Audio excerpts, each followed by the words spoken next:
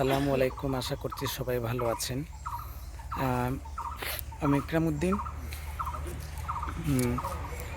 এই মুহূর্তে অবস্থান করছি আমাদের সিলেটের একজন মরমী সাধক কবি ছিলেন। ওনার আস্তানাটা বর্তমানে ইন্ডিয়াতে সম্ভবত আমরা শুনেছি, মানে ইয়েটা যে মাজার যেটা। সো এটা আমরা অবস্থান করছি মৌলভীবাজারে হজরত মৌলানা ইয়াসিন শাহ রহমতুল্লাহ আলহির একটা আস্থানা আছে সেখানে। সেই আস্থানায় আমরা অবস্থান করছি, আপনাদেরকে নিয়ে যাচ্ছি কিন্তু আস্থানায়। অবশ্যই যদি ভিডিওটা ভালো লাগে একটু শেয়ার করবেন। যে আমরা আসছি ইতিমধ্যে, আপনারা এই ইয়েটা দেখেন, দারুল ইয়াসিন খলিফায়ে হজরত মৌলানা, যে লেখাটা সাহেবের খলিফা হজরত মৌলানা শাহ ইয়াসিন রহমতুল্লাহ আলাইহির লক্ষ্মীপুরী সন। দেখুন এখানে দেয়া আছে, একটু ভালো করে দেখলে বুঝতে পারবেন। এই হচ্ছে একটা ঘর, এখানে একটা ঘর আছে, দায়ে রায়ে খলিলিয়া। আমি নিয়ে যাচ্ছি আপনাদেরকে। যাই হোক, দেখেন আপনারা, এটা হচ্ছে হজরত ইয়াসিন শাহ রহমতুল্লাহ আলাইহির আস্তানা, এবং এটা হলো জাহিদ ভান্ডার রওয়াজা শরীফ, এখানে লেখা আছে উপরে। এটা হচ্ছে মৌলভীবাজার। আমরা পুরো বাড়িটা আপনাদেরকে দেখানোর চেষ্টা করব। এখানে আরেকজনের মাজার আছে ভেতরে, আমি একটু দেখাই আপনাদের। জি, এখানে ভিতরে আমি তুলছি ওদিকে যাই, অসুবিধা নেই। এখানে আরো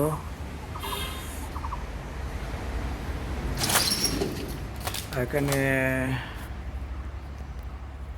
একটা লেখা আছে কি, আজম শাহ রহমতুল্লাহ আলহির দাঁতের মাজার, মৃত্যুর তারিখ 1386 বাংলা, 29 শ্রাবণ।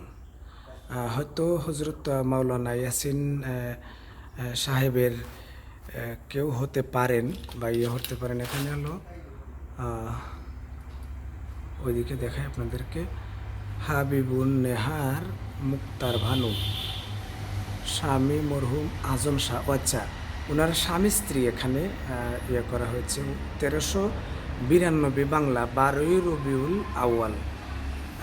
এখানে ওনারা হয়তো স্বামী স্ত্রী আছেন, হয়তো মাওলানা ইয়াসিন সাহেবের অন্য কেউ হইতে পারেন, বা কোনো খলিফা বা এরকম কোনো কিছু হইতে পারেন।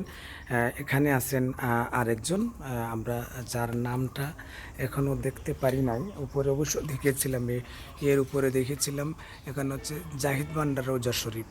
এখানে অবশ্যই আপনারা যারা উলিয়া ভক্ত আছেন, বা মাওলানা ইয়াসিন সাহেবের অনেক গান, কিন্তু অনেক কালজয়ী গান মাওলানা ইয়াসিন সাহেবের অনেক বাউলরা অনেক বিতর্কিতভাবে পরিবেশনা করেছেন, এবং অনেক ইয়েভাবে উপস্থাপনা করা হয়েছে। অনেক গান আছে যে কেহ নিজের নামে করে পরিবেশনা করছেন, প্রচার করছেন।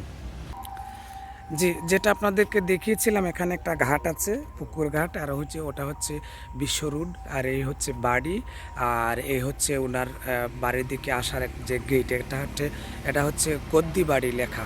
যাই হোক, আপনাদেরকে নিয়ে যাচ্ছি। আমাদের সাথে সফররত অবস্থায় আছেন বাউল কল্যাণ সমিতি সিলেট বিভাগের মাননীয় সভাপতি জনাব কামাল উদ্দিন রাসেল। আমরা ওনার সাথেই সফর সঙ্গী হয়ে এসেছি। অবশ্যই আপনারা ওনার বক্তব্যগুলি শুনবেন। জি, আসসালামু আলাইকুম। আসসালামু আলাইকুম।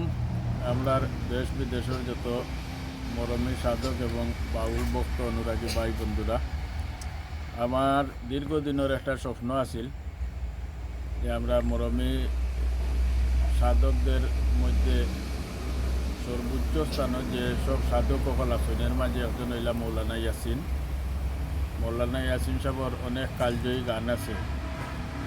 তান অনেক গান অনেক শিল্পী হলে বিকৃত করি গান অনেক গান আবার অনেক বর্তমান যুগর তোমার সাধক হলে তানর নামেও প্রচার করেন যেটা আমরার কাছে ধরা পড়ছে এবং এটা ভয়াবহ বিভ্রান্তিমূলক।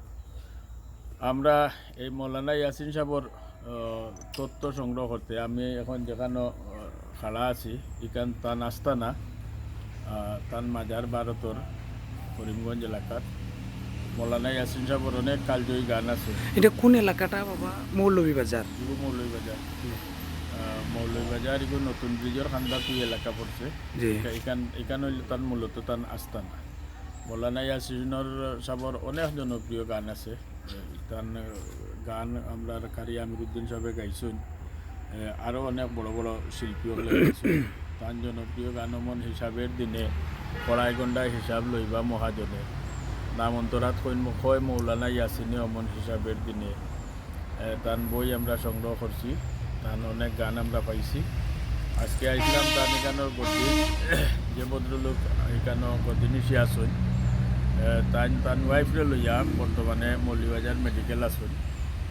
আমরা আইলাম দেখলাম আরও দিন আইমু ইনশাল্লাহ এবং তার অনেক তথ্য আপনারা আমরা আগামী দিন উপস্থাপন করব। ধন্যবাদ সবাই।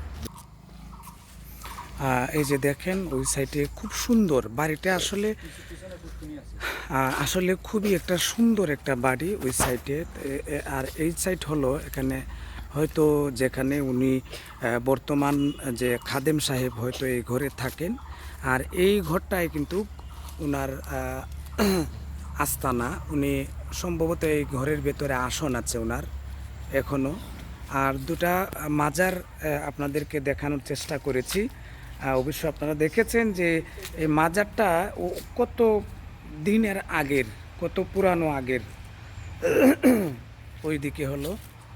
আর এটা সম্ভবত মসজিদ এরকমই মনে হচ্ছে, সম্ভবত মসজিদ, যেহেতু একটা গম্বুজ আছে এখানে বা এরকমই কিছু হইতে পারে। এখানে খুব গাছগাছালি, খুব সুন্দর একটা মনোরম একটা দৃশ্য।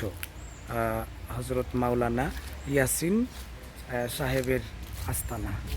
পিছনে একটা পুষ্কুন্দি আছে, আমরা পুকুর আছে, সেই পুকুরটা দেখানোর চেষ্টা করব আপনাদেরকে। প্লিজ একটু শেয়ার করবেন, বেশি বেশি লাইক কমেন্ট করে শেয়ার দেবেন আপনারা।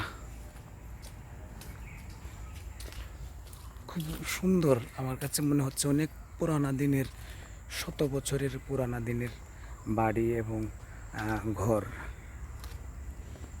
যে একটা পুকুর এখানে আছে।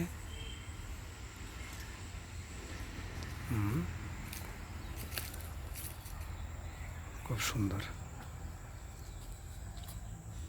যাই হোক, ধন্যবাদ আপনাদেরকে এত সময় ভিডিওটা আপনারা দেখলেন। আমি বলবো যে যারা অলি ভক্ত আছেন, মাজার ভক্ত আছেন এবং বিশেষ করে আমাদের কবি সাধকদেরকে নিয়ে যারা কাজ করছেন বা যাদের কবি সাধকদের বিশেষ করে সিলেটের বাউল গান যারা লিখে গিয়েছেন বা যারা রচনা করেছিলেন, যদি কিঞ্চিত পরিমাণ হলো আপনারা ভালোবাসেন এই ভিডিওটুকু আপনারা একটু শেয়ার করবেন। আর আমি যথাসময়ে চেষ্টা করেছি, আমরা এসেছিলাম এখানে দেখার জন্য যে আসলে মানে আসনগুলি কেমন অবস্থায় আছে। তো এসে যেটা দেখলাম যে এটা মনে হলো যে পরিত্যক্ত অবস্থায় এটা আছে আর কি। যাই হোক, আপনারা এত সময় আমার ভিডিওটি দেখলেন, ধন্যবাদ সবাইকে। আসসালামু আলাইকুম।